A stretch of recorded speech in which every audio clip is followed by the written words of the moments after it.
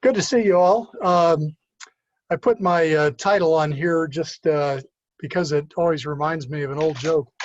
When Ken Teagarten was general minister and president,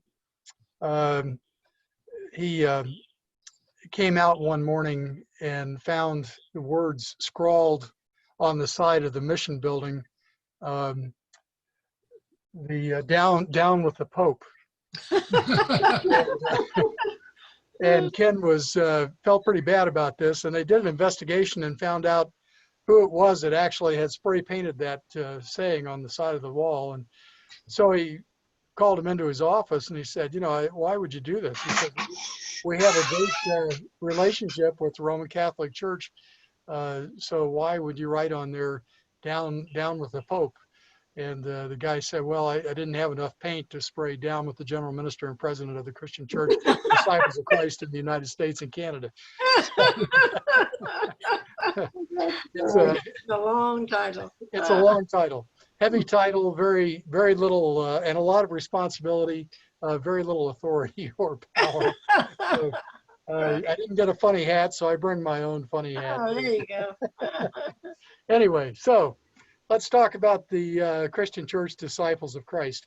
I've got a lot of stuff here on slides, and I don't expect you to be able to read these slides in detail as I'm talking, but I'll go through these slides as I'm talking. So we call ourselves a New Testament church, and sometimes we act as though nothing happened between the New Testament and the 19th century. But there was actually quite a bit of stuff going on there in those 1800 years. Wow. In the first through the third centuries, the church actually represented an illegal religion. And so it was constantly living in tension with the Roman Empire.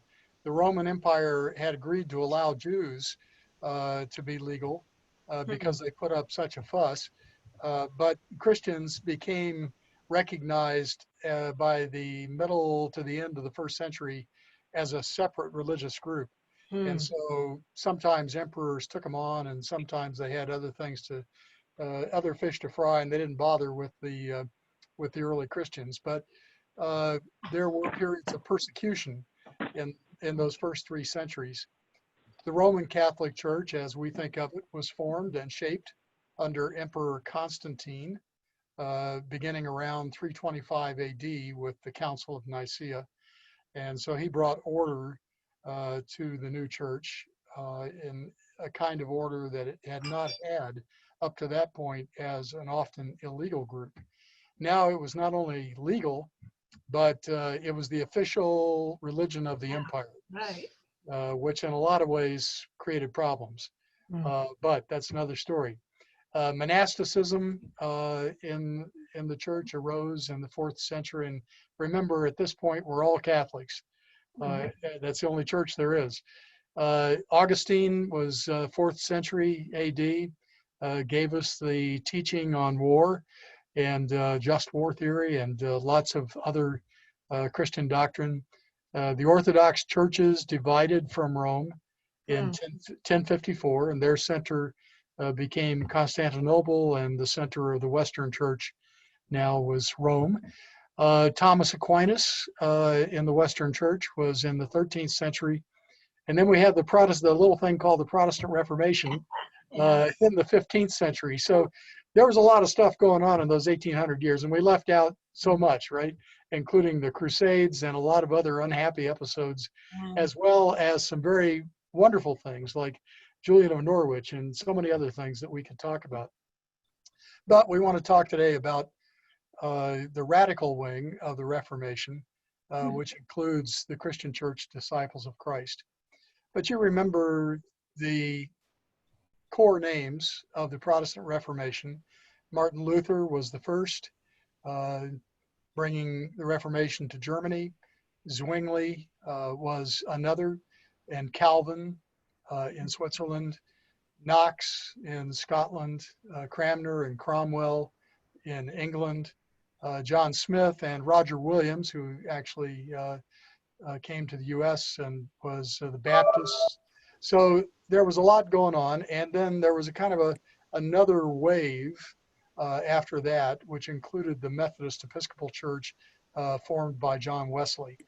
Up until Wesley, he was really a member of the Church of England, but then broke off as the Methodist Church, and that church came to the United States. So a lot of fracturing going on during the course of the Protestant Reformation. This is a map of the United States around 1800, which is about the time the disciples' story really gets going. So if you look at this map, you notice Pennsylvania's a state, but beyond that, there's the Northwest Territory and the Indiana Territory. And if you look at Virginia below Pennsylvania, it actually includes what would later become West Virginia. So when Campbell first came, the Campbells first came to the United States, Alexander moved into Bethany, Virginia, it would have been at that time. So anyway, just kind of hold this map in your mind. The United States was relatively small, and the frontier was everything west of those states. And in fact, even though Kentucky and Tennessee were states by this time, they were still pretty frontierish anyway. So beginning of the 1800s, there were several things going on in the United States that are an important part of the disciples' story. It's very soon after the American Revolution of 1776. So the Constitution had just come in 1789, just 11 years before 1800. So this country was really new at the time of the early 1800s. There was on the frontier, especially the western states and out in the territories where people were beginning to move, there was a lot of anti-institutionalism, something we're familiar with today also for different reasons. But it was pretty pronounced in those days. People didn't trust big institutions, and they really liked local authority. And why not? They didn't want to kowtow to the big institutions that were based back on the East Coast. They wanted to form their own institutions out there on the frontier. And we saw the democratization of American Christianity at this time. The whole nation had become democratic in its political form. And so the churches also began to take on this very democratic form in the way decisions were made. And there was less stock put in what a bishop had to say, or certainly than what a pope had to say.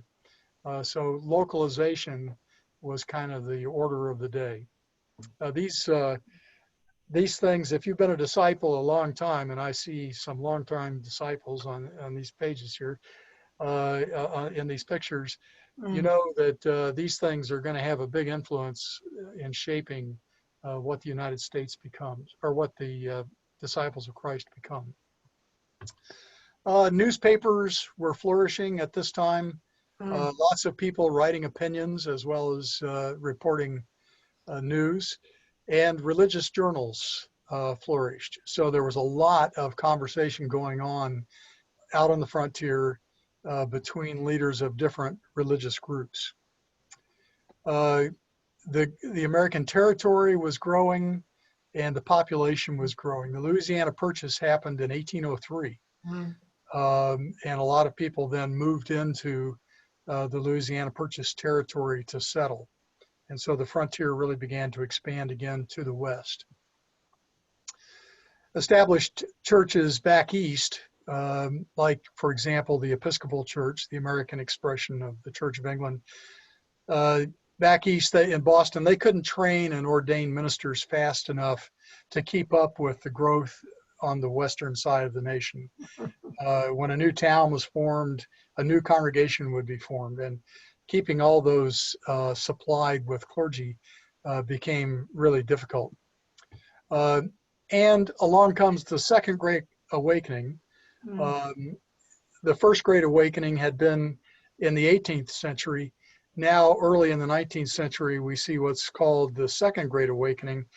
And it was a kind of a time when people felt a spiritual void and were returning to the church, returning to spiritual practices and so forth. So it was a time of spiritual revival.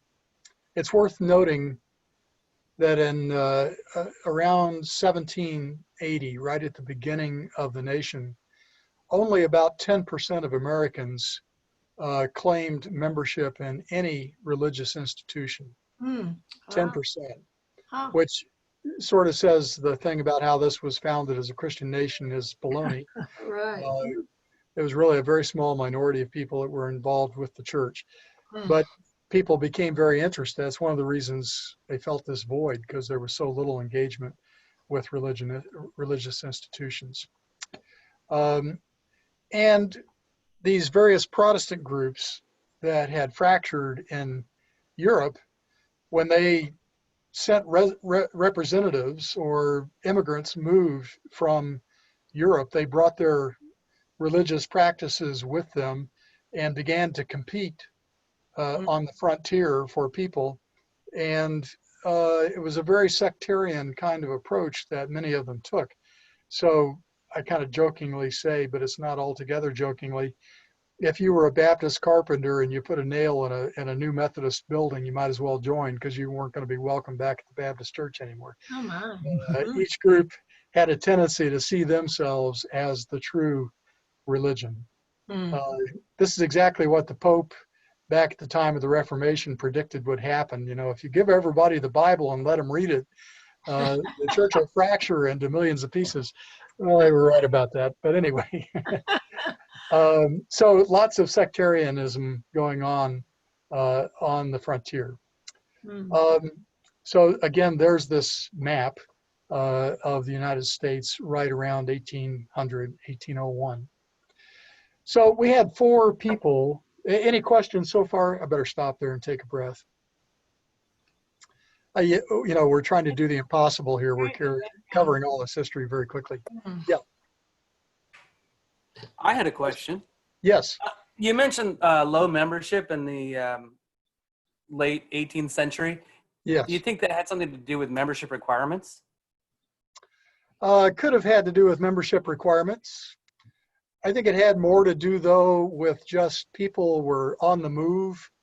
A lot of migration going on inside the country, and so they left whatever institution they might have been a part of, kind of left that behind, and were out there by themselves, kind of isolated, not a lot of religious institutions to be a part of, and probably it was a time when people sort of found God in nature rather than in Christian faith per se.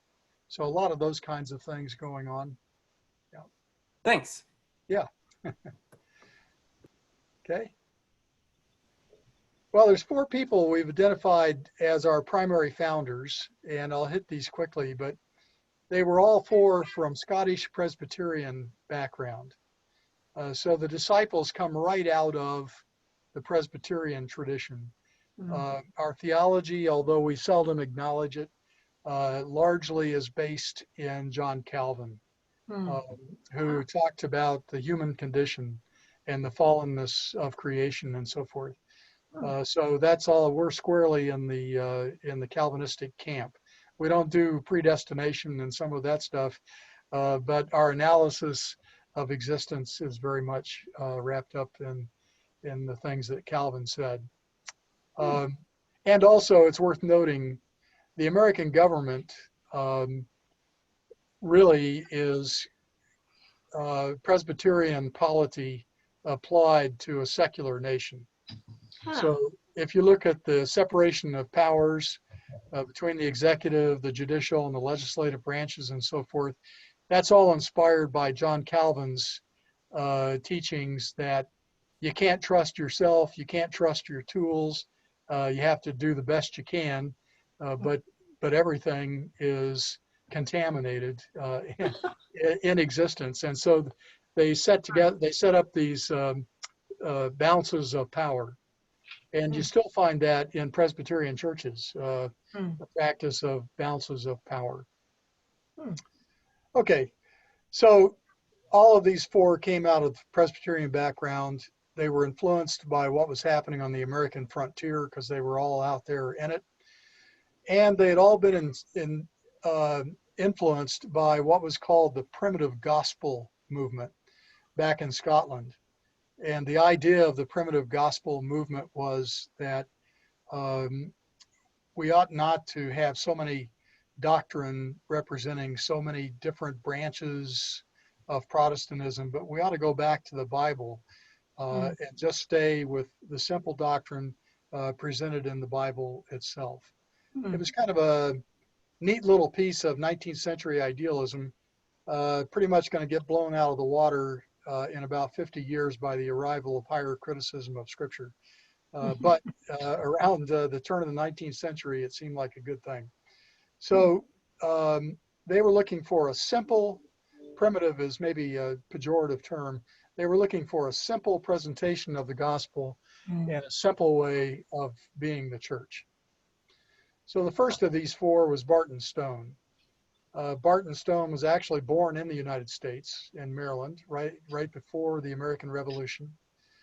And in 1801, he was pastor of Cane Ridge Church, which is about 20 miles to the east of Lexington, Kentucky.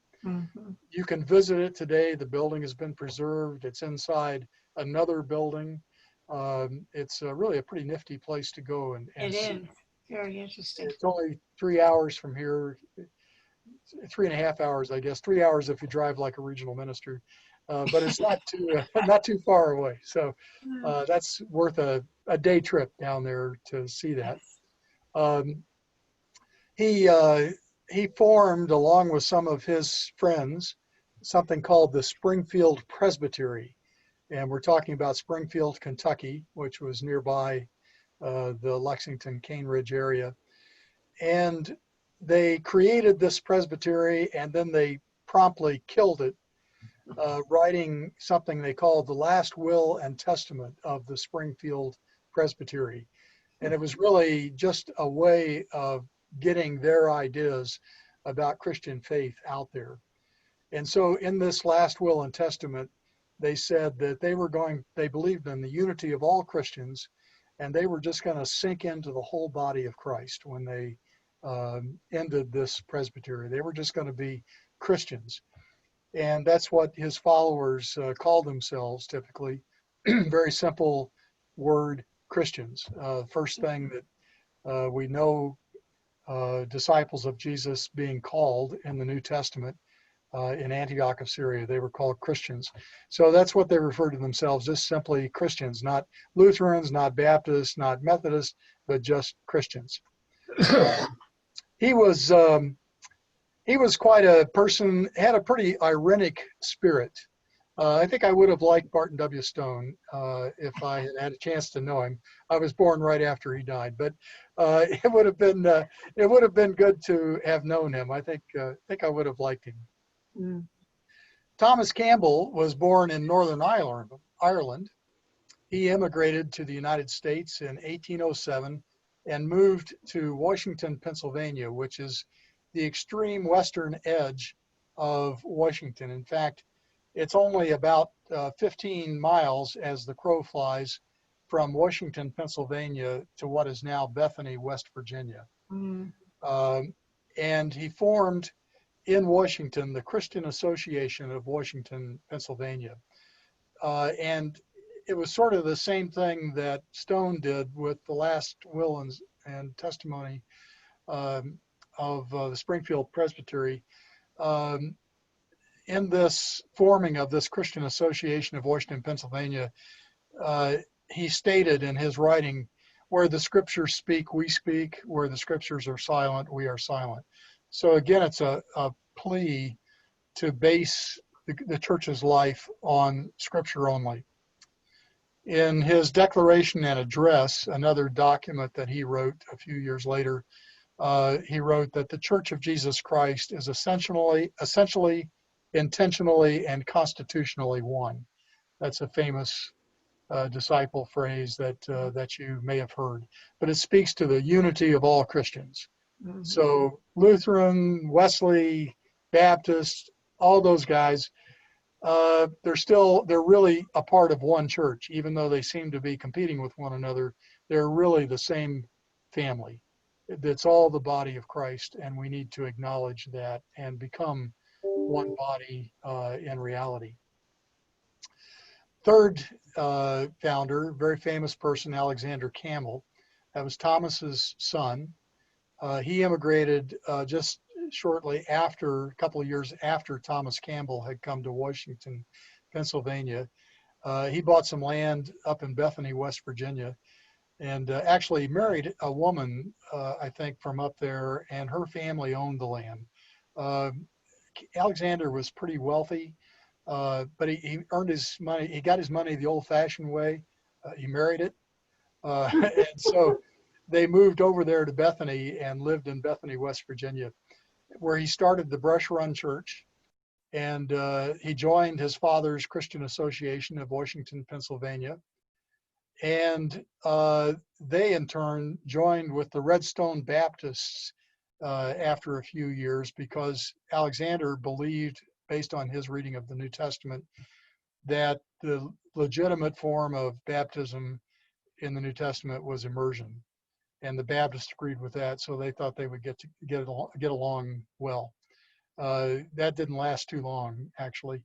But on the other hand, the Baptists did have some influence on Alexander Campbell.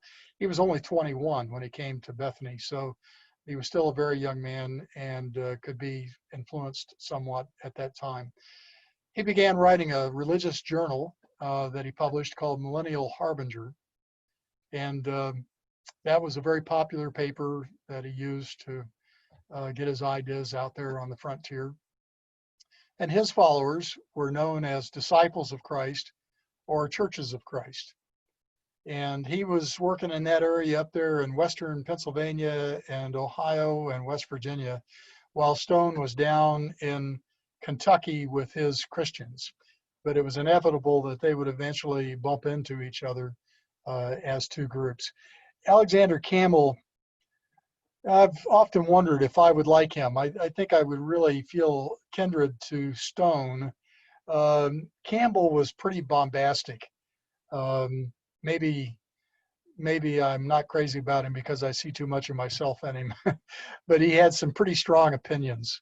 My wife said once, "You never had a humble opinion in your life," so maybe I'm reacting to the lack of humility I sense in Alexander Campbell. In any case, he was a very powerful debater and writer, and was really the person that forwarded the movement, the so-called Stone Campbell movement, more than any other. Walter Scott was born in Scotland and immigrated to the United States. He was a great evangelist. He had what he called the five-finger exercise that you may have heard of. In preaching, he would hold up his five fingers and talk about, first you confess your faith, then you repent of your sins, you undergo baptism, God forgives you, and the Holy Spirit is given to you. And that was something frontier people could understand, whether they could read and write or not. They all had five fingers, or at least started out with five fingers, and so they could get this spiritual message. And so a lot of people joined the movement as a result of the preaching of Walter Scott. Questions about the founders? So much we could say, but okay, you'll have to interrupt me quickly. Are you going to get to how they met and joined? Yes, I will. All right. Yeah, I'll say a little something about that. So there are four key elements, I think, in the disciples' ethos. Four main ideas that were going on at the time of the founding of this church. One of them was freedom. It figures, right, that freedom would be at the core of who these people were, because they're living out there in the frontier with this rugged individualism. And they believed in the freedom of individuals, and they believed in the freedom of the local over against the big institution far away. So freedom was a big thing, and freedom remains a bedrock part of the disciples' ethos. Wherever there are 12 disciples, there will be 15 opinions about anything you can name. And we don't like anybody coming in and telling us anything. One of the things I learned early in regional and general ministry was that the quickest way to kill an idea was to come in and tell people, I'm from Indianapolis and this is a great idea. So we still have freedom very much at the core. The second idea was restoration, and this goes back to that simple gospel, primitive gospel stuff. The idea of restoration is we're going to reunite Christians, and the way we're going to reunite them is by skipping all that stuff about Martin Luther and Calvin and all those guys and Constantine. We're going to go back to the New Testament and restore the New Testament church. And we'll use the New Testament as the pattern for our life together. This was a powerful force. It would only be later that we would begin to realize, when we saw biblical scholarship rise, well, there's not really just one church in the New Testament. There's lots of different ways of doing church in the New Testament. But originally, it seemed like a good way to restore unity. It actually became a way to create disunity. But in those days, we thought this will be a way to get Christian unity, is to restore the New Testament church. And this is why we practice baptism by immersion, because Campbell thought that was the predominant method in the New Testament. I think I can make a case that it wasn't the only method there. So, for example, if you remember, when Paul was in prison, there was an earthquake, and his jailer and his whole family were baptized into the faith as a result of Paul's witness. And I'm doubtful that the jailer would have been able to take Paul down to a river someplace to baptize the family. I'm sure they did some kind of sprinkling or pouring. And there's other examples of how baptism might have been done by different ways. But that's not a great concern to us, but we do still practice believers' baptism by immersion. We typically don't baptize infants.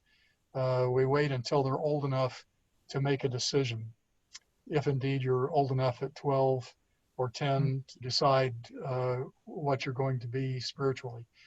But we don't baptize infants. What we do now typically is have infant dedications, where we dedicate the parents to their children and encourage them to raise their children so when the time comes, they will want to be baptized and become a part of the faith. Another thing that we bear the marks of because of this restoration business is we have deacons and elders. Those are offices that are mentioned in the New Testament. We have communion every Sunday because of a very small passage in Acts that suggests that the early apostles came together on the first day of the week and had communion, as was their custom. And so that's our custom. A lot of Protestants who don't do it every week say that must get really old to do it every week. You must just take it for granted. And my response to that is, well, whenever I go someplace besides a disciple church and I don't get communion, I feel like I'm missing something. It's so much a part of our worship experience. So I suppose it could become routine, but I hope we never let that happen in our local congregations. And our churches are all congregationally governed. They all own their own property. They hire and fire their own staff. That's all a part of the fact that in the New Testament, those congregations were freestanding. There was nobody telling them what they had to do. So part of the restoration ethos. A third was the unity of all Christians. From the get-go, we were all about reuniting Christians. And in some ways, you could caricature this, I guess, and say our belief was, we're going to reunite all Christians, and we're going to do it when they have the good sense to come and see the way we do church and do it like we do it. So in some ways, it was sort of an imperfect plea, the way we pled it. but Christian unity is still very much at the heart of who disciples of Christ are, and not so much at the heart of some of the other churches that came out of the Stone Campbell movement, as we'll see. And we really believed in mission. We thought the church was here to do something. It wasn't just here to worship, although it was here to worship, but it was here to reach people. And we'll talk a little more about mission in a few minutes. Question about those four elements? Does that make sense? As disciples, we still hold on to freedom. We still hold on to unity. We still hold on to mission. We've largely let go of the whole idea of restoration, although we continue to do things in the same form that we've done them for 200 years. But that's just because we've always done it that way. And, you know, once you do something twice in the church, it's a tradition. I'd like to make a comment. Yes. Lived long enough to go back quite a few years and always been in the disciple church. And Father was actually in the national leadership. So I heard talk in my childhood years of ourselves not even wanting to be called a denomination, but a movement. Yes. And they were very reluctant to actually say, oh, okay, we're another denomination. Yes. That is true. We most often refer to ourselves as the brotherhood. Yes. Which no longer works, because you could say the brotherhood and sisterhood maybe, but you can't just say the brotherhood anymore. But yes, we'll talk a little bit about that as a matter of fact, because that's a big change for the disciples. Yes. So we'll hit that a lick. Any other question or comment about the four? Okay, moving on. When we talk about mission, initially we thought of our mission as being missionaries to the frontier. We were going out there starting new churches. As people moved into a new area, they would build a church, and most often it would be called First Christian Church because people who built these homes on the frontier had visions that this town would become a city. And when it becomes a city, there'll be a second Christian church and a third Christian church and so forth.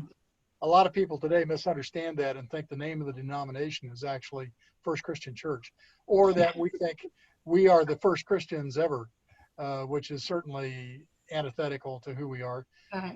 It's just like the First Baptist Church or the First Methodist Church. This is the first Christian church that was established in this town, and probably the town never got big enough to have a second. And it was more. What's that? Wasn't that sometimes along racial lines too, that the white church was usually the first church and the black church was the second or third church? Exactly. And Indianapolis is a good example of that, Trey, as you know. So Second Christian Church came out of Central Christian Church downtown and was an African-American congregation, which ultimately moved over to the west side and became Light of the World. But Second Christian was, in fact, a black church. That's right. And we had a lot of Christian churches in Indianapolis, so that at one time we had a 7th Christian church and an 8th Christian church, which ultimately merged into 7th and 8th Christian church. We're just so poetic in our titles. Not all the churches went for numbers. So we have Allisonville Christian Church and we have Geist Christian Church. But our churches either tend to name themselves by number or by their location.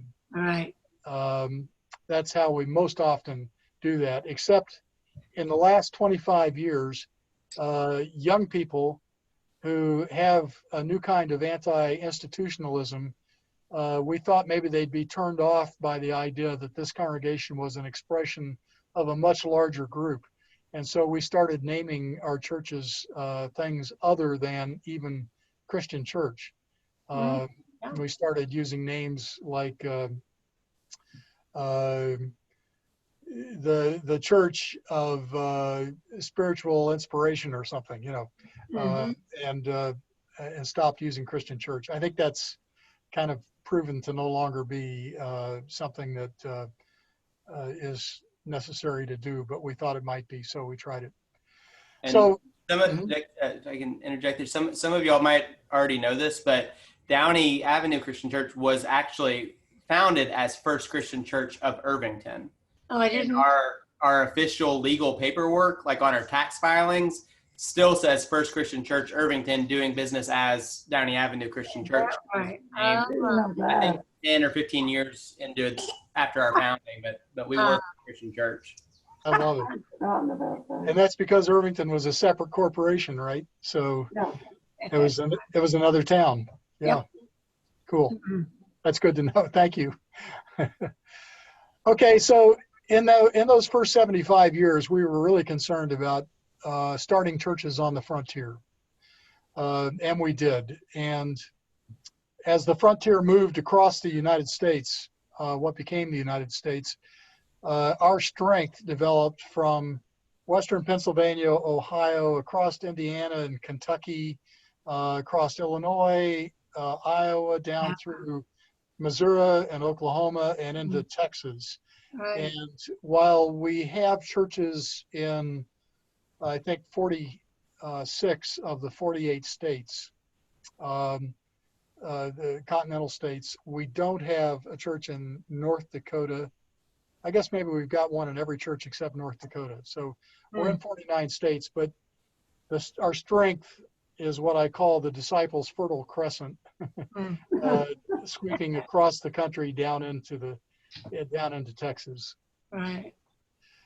So then, as the frontier filled up, we got caught up in the evangelistic fervor of the Methodists and some others, and sort of turned our attention to winning souls wherever we were located for the kingdom of God.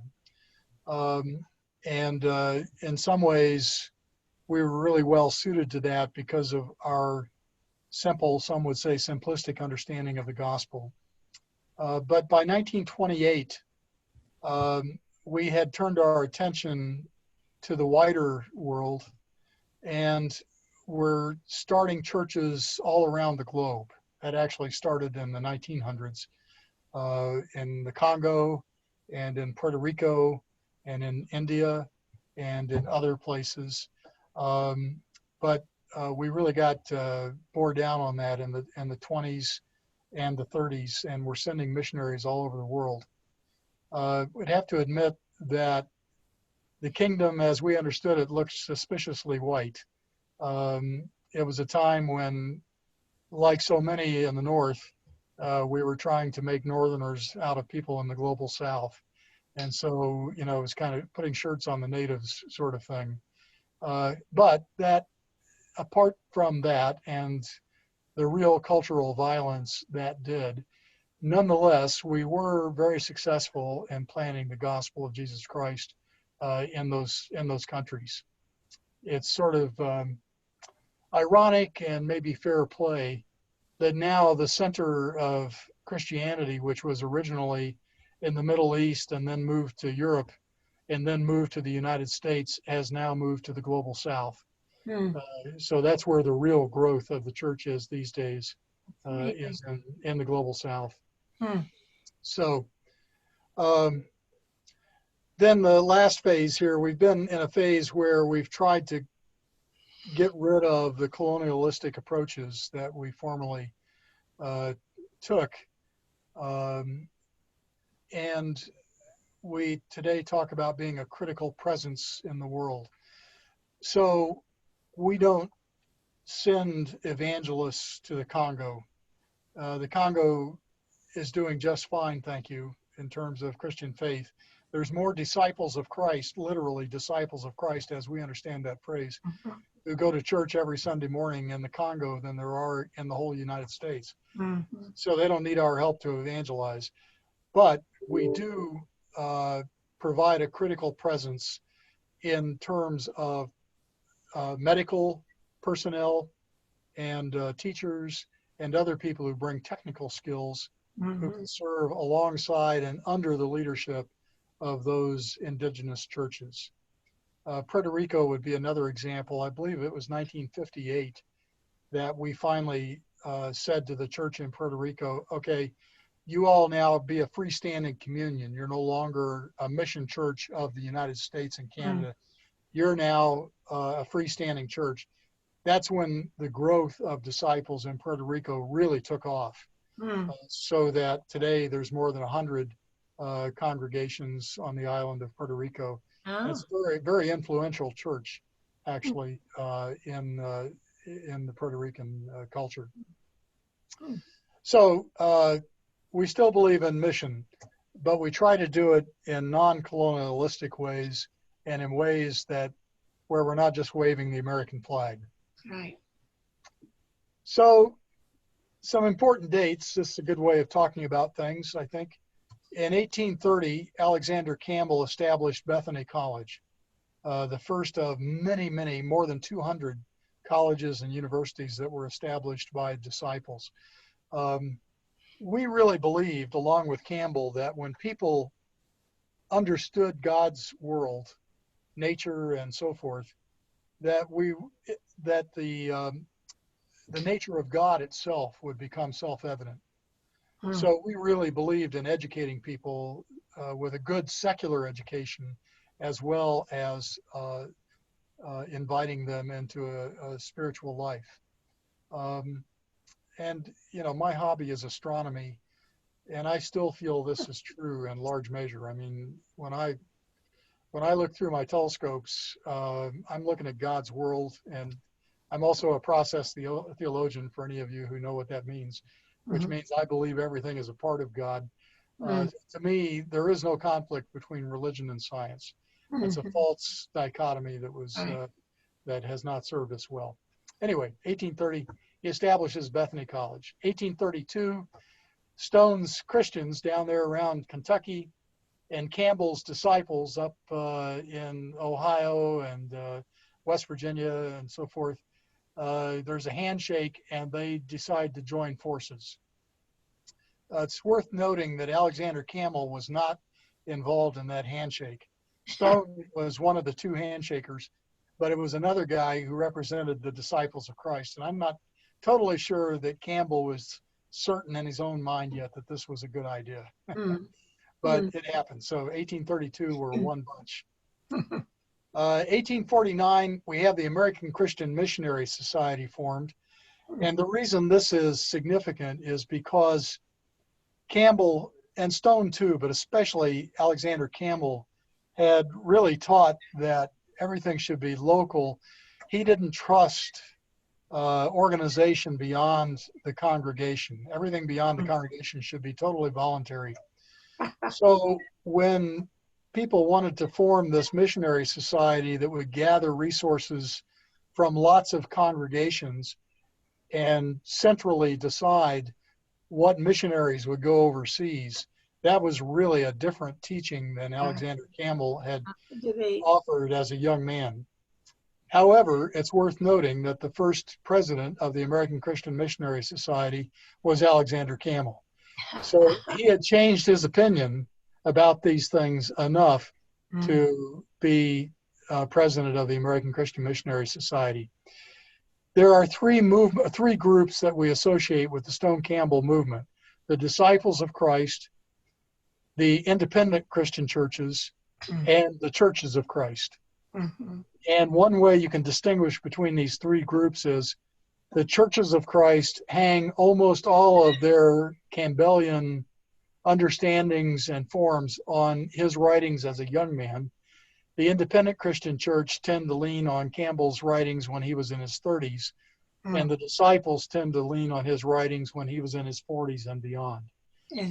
So it's kind of interesting. We represent three different ages of Campbell. James Barclay was the first missionary dispatched by the American Christian Missionary Society, and he was sent to Jerusalem. It didn't go very well there, but at least he was our first missionary. It's interesting to note, disciples have a place at the heart of the American culture. We're one of the mainline denominations, which are those denominations that both formed and were formed by the American Republic. And this is kind of an example of this. James Barclay bought Jefferson's old house at Monticello. and that's where he lived at the time that he left for the mission field. So there was a close identification, especially with Campbell, between the United States and the coming kingdom of God. In fact, he held Bethany's graduation ceremonies every year on July 4th. So he really thought the United States represented something God had put together and so forth. That's a whole nother session. 1859, Charles Darwin's book, Origin of the Species, was published. And this began to create turmoil in the United States among Christians. That, along with the arrival of biblical criticism as it had been developing in Germany in the 1850s and 60s, where scientific principles were applied to the scriptures themselves. This was a huge event in the life of the American church. By 1860, we had about 200,000 members. The Civil War was between 1861 and 1865. Alexander Campbell died right at the end of that war. Then a very momentous thing happened. The Christian Women's Board of Missions formed in 1874. And you remember, in these days, women didn't have the vote. Men and women often met on separate sides of churches, even among disciples. Not all of them, but some of them did. So for the women to form a board of missions where they could have say about who was sent and what happened and so forth was very significant. And I can tell you, the Christian women saved the bacon of the denomination many a time over the course of the next 175 years. It was a tremendous force for good in the life of the Christian Church Disciples of Christ.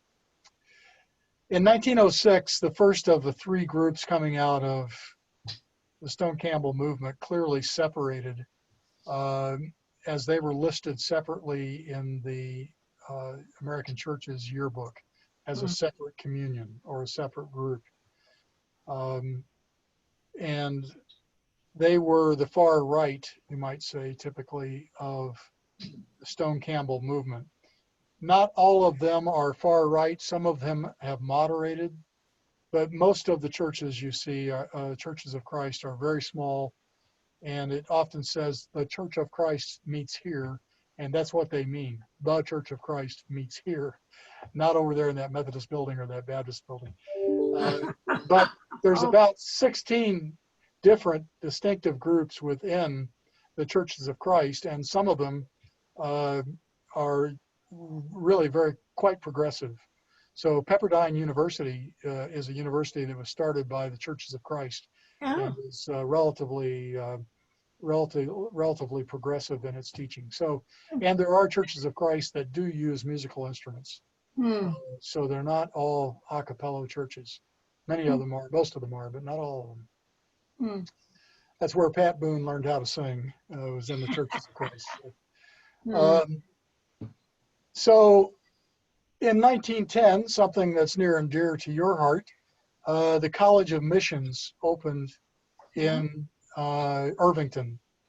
And the College of Missions was a place where people were recruited to be student missionaries. And people from all over North America came there to learn how to do mission work and were dispatched by the American Christian Missionary Society to various parts of the world. And as you drive around Irvington, you've probably noticed this, but you'll find streets named after disciples, founders, and significant leaders of the Disciples of Christ in this era. And you'll also find names associated with Butler University, which eventually took the Irvington campus for its own. We'll come back to that. In 1920, the American Missionary Society and the Christian Women's Board of Missions and several other missionary societies came together to form United Christian Missionary Society. And that would be headquartered eventually in the old missions building there in Irvington. Mhm. That was also the time when the modernist fundamentalist debate began to rage in the United Mm. States. Yeah. And it gave rise to a lot of silliness like the Scopes trial in Tennessee and many other things that we're still struggling against these days, in the sense that Mm. Christianity is still very much up for grabs between the far right and those on the left. Mm. And right now it seems like the far right are sort of in ascendancy, but I don't think ultimately that the far right can win out against science. No. And we will come to understand that Christian faith and science are actually quite compatible. But that's just me talking. So in the 1950s, some of that modernist fundamentalist stuff came to a head. You had McCarthy, the senator from Wisconsin, who was pointing out people who were supposedly communists. Billy Graham rose up at that time. He was very much a fundamentalist when he started. He moderated later in his life and actually became a pretty moderate evangelical who met with the Pope, met with people from the World Council of Churches, and generally was very friendly to leadership of mainline churches. I wish that his son Franklin were not a step back into the 1950s, but he is. And I think Billy would roll over in his grave if he saw what Franklin was doing in his father's name. But that's my opinion, which is never humble, as my wife has pointed out. In 1955, the independent Christian churches began to publish their own yearbook, separate from the Disciples yearbook, although many of them continued to appear in the Disciples yearbook as well. We had what was called the International Convention. They formed what was called the North American Convention. And a lot of people related to both the Disciples and the Independents and went to both of those meetings. But increasingly, as that group remained pretty much in the near right spectrum of Christian thought, and the Disciples became increasingly to the left side of the spectrum on Christian thought, there was a clearer and clearer division occurring. And when we became a denomination in 1968, that's when we stopped being the Brotherhood and stopped being what we called the Christian Churches Disciples of Christ, and changed our name to the Christian Church Disciples of Christ, recognizing in some sense we're all a part of one body. That really that tore it. So within the next 5 years, about half the churches that had been listed in the Disciples yearbook before that left because they didn't want to be a part of a new denomination. They saw that as anathema. Yeah. And the question, it kind of begs the question, how in the world could the Disciples of Christ that started out as sort of anti-denominational or at least anti-sectarian allow itself to become a denomination? Well, the answer to that is that denominations in 1968 were very different from denominations in 1801.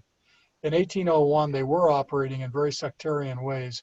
By the 1960s, mainline denominations at least, were meeting together in the National Council of Churches, the World Council of Churches, were often cooperating in mission work. And so they had lost most of their sectarianism and were no longer saying they were the only Christians or even the best Christians, but were acknowledging that we're all Christians together.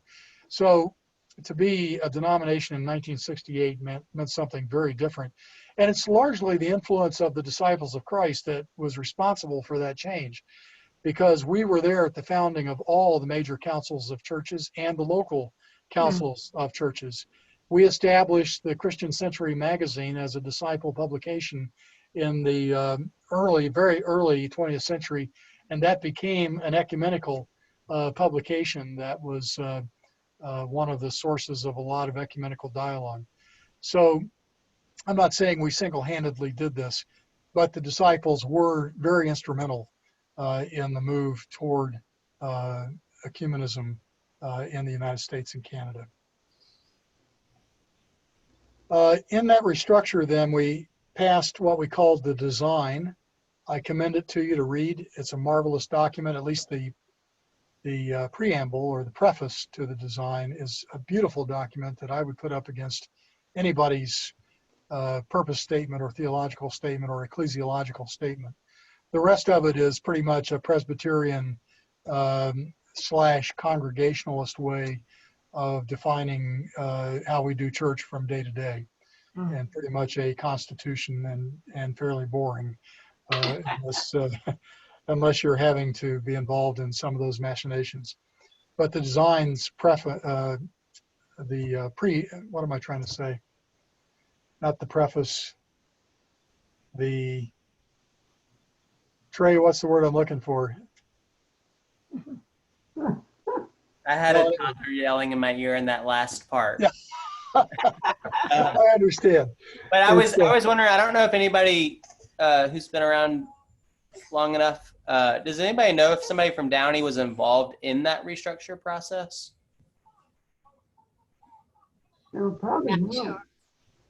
I'm absolutely certain that there was, I'm sure there Yeah. because Sure you there had so many of the people who were Right.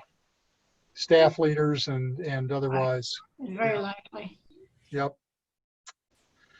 So that's when we started having regions instead of state missionary societies. Mm-hmm. So for example, where I grew up in 1968, the Florida Christian Missionary Society became the Christian Church Disciples of Christ in Florida, or shorthand Florida region. I believe it was the Indiana Christian Missionary Society that became the Indiana region, and so forth. We didn't really change much about this in 1968 except the name, and what had been called state secretaries became called regional ministers. And if you trace the development of those regions, you're really tracing the development of American Christianity, because those state societies started out typically as one or two people who were called state evangelists or territory evangelists who rode on their horses to go out and start churches on the frontier of that state or that territory. And then as those territories and states began to fill up with congregations, they were no longer called state evangelists. They became typically state secretaries, which sort of reflected the movement of those organizations from being primarily evangelistic to primarily being programmatic and trying to help meet the organizational needs of the congregations, help with things like search and call processes and finding enough ministers to populate the churches and so forth. The Office of General Minister and President was created in 1968, and we went from an international convention to the General Assembly, which was, broadly speaking, a representational assembly. So every congregation is entitled to delegates, a certain number of voting delegates depending on your size, every region, every general unit, every recognized organization in the church has a certain number of representatives to the General Assembly. But then we also throw it open to everybody. And so in an assembly, in my days, we had general assemblies that had 7,000 or 8,000 people in them typically. And maybe 3,000 or so of those, 3,500 would be voting representatives, including all the clergy. And the other 3,500 would be anybody who wanted to come from anywhere. So general assemblies have gotten smaller in recent years as people have stopped going to those kinds of meetings and as the expense of going has increased. But we still will likely have, I'm thinking, 3,000 or so at the next assembly, which I think is in Louisville, if I remember correctly, summer after next. It moves around the country. Some people say, well, why don't you just do it in Indianapolis all the time or just do it in one city or another? It's because it takes a lot of volunteers to put on the General Assembly, and you would burn your folks out if you did it in the same place every year, every 2 years. So we typically let about 10 years lapse before we go back to a place like Indianapolis or Fort Worth or Tulsa or someplace like that. That's in the Fertile Crescent for disciples. We've started colleges and seminaries, I mentioned. So some of these you've heard of probably. Barton College used to be called Atlantic Christian College. Bethany College is still with us. Chapman University out in California. Columbia University in Missouri. Culver Stockton is in Missouri. Drury is in Missouri. Eureka is in Illinois. That's where Ronald Reagan went to college. Hiram University, which is where President Garfield went to college. Well, he didn't go to college there. He taught there, actually, on the faculty. Jarvis Christian College, which is an African-American college in Texas, down by Tyler. Lynchburg University in Virginia. Midway University in between Louisville and Lexington in Kentucky. Texas Christian University, go Frogs, which is in Fort Worth. Tougaloo University, Transylvania, which is in Kentucky. Transylvania, I think, is where Lincoln's wife, Mary Todd, went to school. William Woods, Missouri, and also Drake in Iowa, and Northwest Christian College used to be related to the Christian Church Disciples of Christ. Soon after, not too long after its founding, it changed its name to the name of its primary founder, which was Ovid Butler. Butler University was started by the disciples as a disciple school, but in the 50s separated, and but not before the Butler School of Religion developed as a freestanding graduate school connected to the university. Then it separated and became Christian Theological Seminary back in 1965 or 6. We also have 4 freestanding seminaries: Bright Divinity School, which is at TCU, Christian Theological Seminary here in Indianapolis, Lexington Theological Seminary, oddly enough, in Lexington, Phillips Theological Seminary, which is in Tulsa. The president of that university is your pastor's mother. Yep.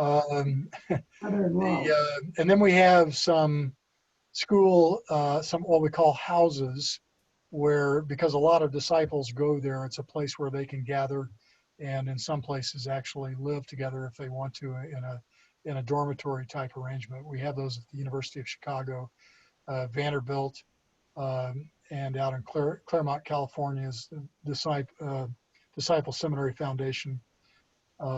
And we also have a group related at Yale. They no longer have a house of their own. I'd like to add a note. Yes. For a good many years, Phillips University in Enid was producing a good many ministers for the Disciples of Christ.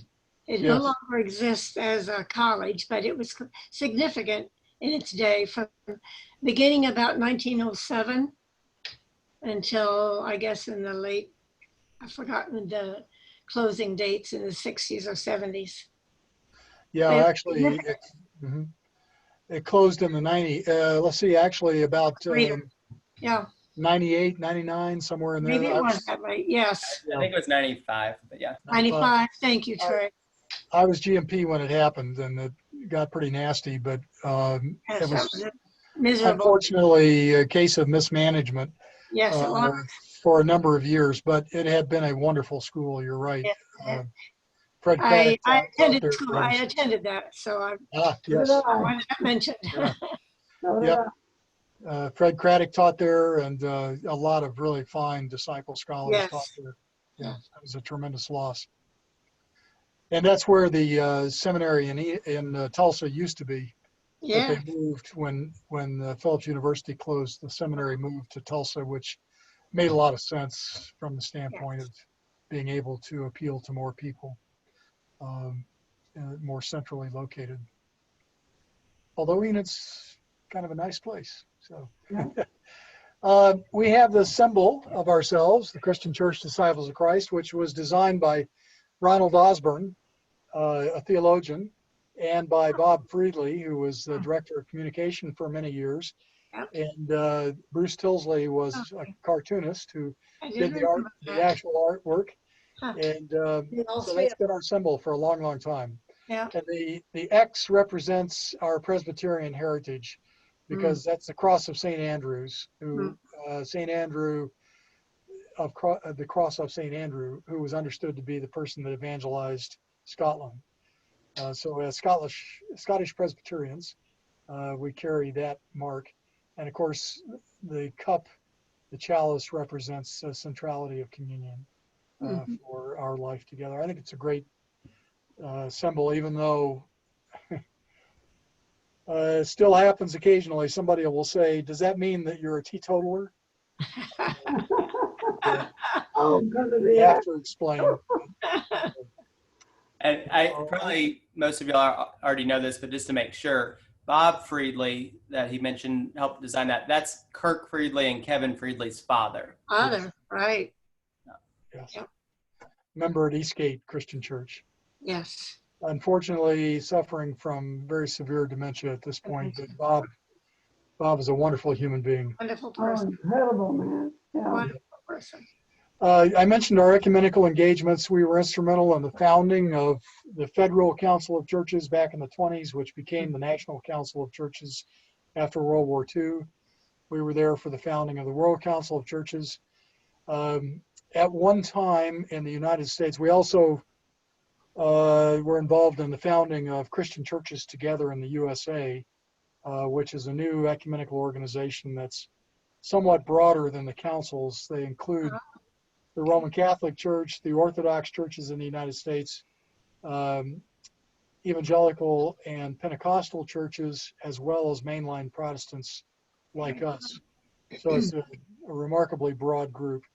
But at one time, the General Secretary of the National Council of Churches, the Executive Director of Christian Churches Together in the USA, and the General Secretary of the Consultation on Church Union, which was seeking a merger of many of the mainline churches, were all headed by disciples at the same time. Wow. So there's always disciples wherever there's anything going on ecumenically, including local councils of churches. Everybody else may give up on it, but the disciples will still be there. In 1989, we entered into full communion with the United Church of Christ, not to be confused at all with the Churches of Christ. That's a whole other thing. But the United Church of Christ. And since then, we've entered into full communion with the United Church of Canada, another UCC church. Oh. In 1955, we actually began doing all of our overseas ministries together with the World Mission Board of the United Church. And so the WCBUM still exists as a corporation, and I said that wrong, and the Division of Overseas Ministries, DOM, still exists as corporations, but they work together as the Common Global Ministries Board. And it's a wonderful, wonderful thing. It's a very efficient way to do mission work around the world. Yes. Okay, just one other thing I'll mention, then we'll open this up for conversation in the remaining 15 minutes. I can't believe I did that in an hour and 15 and you're all still conscious. You are conscious, aren't you? But just to name a few famous disciples, I kind of always enjoy this. John Muir, the environmentalist, was a member of Central Christian Church downtown for a while. Senator Fulbright from Arizona, very important during the 1960s. And three presidents, Garfield, Johnson, and Reagan, all grew up in the Christian Church, Disciples of Christ. Two of those remained disciples. Garfield was the only minister, the only preacher ever to be elected president of the United States, which may explain why he was shot about 1 month into his service. But actually, Garfield was brilliant. I tell you, the United States would have dealt with a lot of the post-Civil War junk, a lot in a much more enlightened way had Garfield lived. Unfortunately, he was assassinated by a disgruntled person, but he was brilliant. He really was. I encourage you to read the last biography of Garfield that was written. It's a wonderful book and it's a remarkable story. But he was a preacher, taught at Hiram College. John Wooden of UCLA fame grew up around Mooresville and Martinsville, and he's a disciple. Lou Wallace grew up or lived in Crawfordsville, Indiana. He wrote Ben-Hur. Francis Gary Powers, who crashed in a different kind of U-2 fame than we think of today, crashed his U-2 aircraft into the Soviet Union back in the 50s. He was a disciple. We have a lot of fast food people. So the founder of Krispy Kreme was a disciple of Winn-Dixie Food Stores, and Dave Thomas of Wendy's, and most notably perhaps Colonel Sanders. That's a disciple. I remember seeing him at an assembly one time. Oh my. And some entertainers might be interesting to you. Frances McDormand, her father is a disciple minister. I'm not sure he's proud of all of her work, but Tom Selleck, John Stamos, and Janis Joplin grew up in a disciples church, singing in the disciples choir in Texas. So that was the days before Bobby McGee. Edgar Casey, who was a well-known psychic, was a disciple. And among sports figures, there's Ben Hogan, the golfer. Wow. And preachers would include Fred Craddock, Gene Robinson, who later became, I think, the first gay Episcopal bishop, and William Barber, who is now leading the Poor People's March. Just a quick story about Ben Hogan. I was preaching down at the church at TCU, University Christian Church. And Gene Bryce was the senior pastor there in those days. And so I asked him, I said, what's the difference between University Church and First Christian Church, which is in downtown Fort Worth? And so Gene, with this very dry wit he has, says, well, if you'd have preached at First Christian this morning, this was at the Colonial Golf Club where we were having lunch, they would have taken you to the Colonial also, but it would have been the Colonial cafeteria, which is a big chain of cafeterias in Fort Worth. We walked by the trophy room in this country club, and I saw Ben Hogan all over the place. And I remember, oh yeah, Ben Hogan was a member of this. This was his home club. And Gene says, yeah, Ben Hogan was a disciple, or Ben Hogan was a member of University Christian Church. And I got all excited, I thought about the PR possibilities. Like, Ben Hogan's a disciple? Gene looks at me and says, Ben Hogan's a member of University Christian Church. Not exactly a dyed-in-the-wool disciple. Okay, sorry. Funny story about that, though, Dick. I accidentally went to Ben Hogan's funeral. Oh, You did. Classic preacher kid story of my parents hanging around UCC with their other minister friends, and I accidentally wandered into it as a child. Oh my. Yes. I love it. Okay, Johnny Rutherford, by the way, for an Indianapolis name, that would be well known. Johnny Rutherford is a member of University Christian Church also. Oh, okay. So, yeah. Okay, questions, comments, if you're still alive. What's on your mind? I have a question for the Yes. The Women's Board of Missions. Yes. Were there educational requirements for women to go overseas to be missionaries? Generally speaking, all the missionaries had some kind of skill, at least language skills, when they were sent by the Women's Board. Whether they had to have a degree of any kind at that point in time, I'm less certain about that. I'm doubtful about it. My guess is that they would have had to have some kind of formal education, but not necessarily a college degree. So, I was curious about that because someone that many of us know that has passed away, Daisy Edgerton, she was set to go to China and then they closed their borders, so she went to Japan. And I'm not very good with languages, but to me that just seemed like that would be quite a change. yes, To try to learn Japanese all of a sudden. yes, totally different language group. Yeah, yeah. By the way, our missionaries in China during the war were heroes. You've heard of the rape of Nanjing. that's a lot of disciples were in Nanjing as missionaries, and they stood up against the Japanese Empire and probably saved more than 100,000 lives by Wow. refusing to allow their military to come into a part of the city that they roped off as a safety zone. Hmm. And so really an amazing story. Um, yeah, some of you may know Bob Bates, Yes. who used to work at the mission center and himself worked as a missionary in India and other places. But Bob's father was one of those in Nanjing.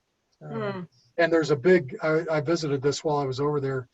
There's a big memorial to these disciples missionaries that was sponsored by the Chinese government because of what they did over against the Japanese Empire. So there's a lot we could talk about. I need to stop talking. I have an inquiry. Yes. So many of our churches are rather segregated, and I know that many of our African American members have their own congregation. What is there in the history of the development of that, and how we have and have not kept ourselves integrated within our congregations? Yeah. Before I answer that question, Jenny Beth, I'm guessing your dad was Spencer Austin.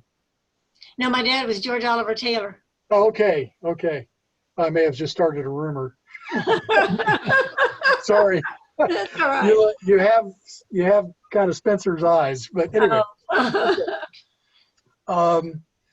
Yeah, the the line for slavery the Mason-Dixon line ran between the North and the South, and there were not a lot of African Americans in the northern part of the country until after the Civil War, and then especially in the 20th century with what's called the Great Migration, as they came north for jobs out of the South and to escape the oppression that they experienced in the South. So African Americans after the Civil War often formed their own congregations because they were not welcome in white churches. Right. At Cane Ridge, if you visit that church, you'll see the balcony in Cane Ridge still there. And that's where the black members, there were black members, but they sat in the balcony. Right. That being in Kentucky, which was a border state, and a lot of sympathy for the Confederacy. So most denominations split over that. So, for example, the Methodist Episcopal churches, historic black churches, left the main body of Methodism in the United States over those issues. And we've always bragged that we didn't have that kind of a division. But there is a separate black disciples group that formed in the Piedmont, as it's known, over in the Virginia area. Has a different polity. They have bishops. Looks a lot like an AME church, African Methodist Episcopal Church in a lot of ways. We're now friendly with them and do a lot of things together. Whether we'll ever unite or not is another question. Yeah. But we've at least overcome the distance between us. And when the design was approved in 1968, one of the groups that came into that was the National Convocation of the Disciples of Christ, which was the black organization for disciples. So we had a kind of a black church within the white church. Right. Now today, we are starting a lot of congregations. We've started more than 1,000 congregations in the last 20 years. Many of those are congregations that are predominantly one people of color or another, many of them African American, but some of them are multicultural, multiracial also. And hopefully they're going to help us learn how to do multiracial church together. Yeah, thank you. And this feels like a good time to plug next week too. All right. Next week, Scott C. is going to share with us some more detailed information on the National Convocation and the history of Black disciples. So, so that we can explore more about the history there for of segregation within our denomination and where we are today. That's So great, Melody. we'll get a lot. Nobody better than Scott. He and I actually teach history and polity together. Oh, He can also answer more obscure history questions than I can answer, because I tend to do the polity side. He does the history side. Very obscure questions. The answer to. Any other? Time for one more question. go ahead. I'm Bob Baker. I'm Jenny Beth's husband. I'm a recent disciple, so to speak, but I have an ancestor who lived in South Central Ohio at the time of Barton Stone, who was in that area also, Yes. and actually became a minister in the New Lights Church or denomination or whatever, Whatever Yeah. it's called. under Barton Stone before it became the Disciples. And he ended up finally in Ohio or Iowa as the Yes. first minister in the Black Hawk Indian Territory about 1837. And so I was a little bit surprised about the New Light Association of Barton Stone. Yeah, we didn't get into that, but in Scottish Presbyterian, there were the New Light Annie-Burger Seceder Presbyterians and the Old Light Annie-Burger Seceder Presbyterians. And Stone was squarely in the New Light tradition. But that also kind of speaks to why they were sick of sectarianism, because each of those phrases, New Light Annie-Burger Seceder Presbyterian, Right. referred to divisions that had occurred within Right. the Scottish Presbyterian Church. So, but yes, that's a great story. That'd be great to write up what you know about him and make it available to the Disciples of Christ Historical Society, because That's a good idea. those Right. kinds of personal perspectives are really helpful. Yeah, I have several of Barton Stone copies of his Messenger, and it's really interesting how he traveled around throughout Indiana and Yes. even maybe Iowa, or he's talked about Iowa. But, He did go to Iowa and Illinois. Yeah, there's a number of Yeah. churches that he was influential in out there. Yes. Mm. I don't think he spent much time out there, but he was so well known by disciples that when he showed up, it was it was a bigger deal than if the GMP preached there. I think at times he was confused as whether he was in Iowa or Indiana, but Yeah. Well, and in those days, that was about the same thing. It could have been, right. Yeah. It's been very, very helpful. thank you. Good. Let me say, thank you friends, for the good history. Downey Avenue Christian Church is a marvelous congregation. I'm so happy to see you thriving again. And I mean, not that you were ever down and out, but I think right now things are really going well. Oh, And yes, I'm so happy to see that. They And rubbed up. Irvington itself has been doing very well, but your congregation is doing well, and you have been such an important, steadfast witness and part of the history of the Christian Church Disciples of Christ. There's just not many other congregations you can name whose members have been so influential in this movement and in this denomination. So I'm always delighted to get an opportunity to be in your building or to come into contact with any of y'all. And it's really a pleasure to say thank you for being who you are and keep on doing it. Well, thank you. Thank you, Dick. Thank No, you thanks for the for invitation. your generosity of time and for being present with us in the way that we could be present together today. I'm so grateful for the information you shared. It is really fascinating.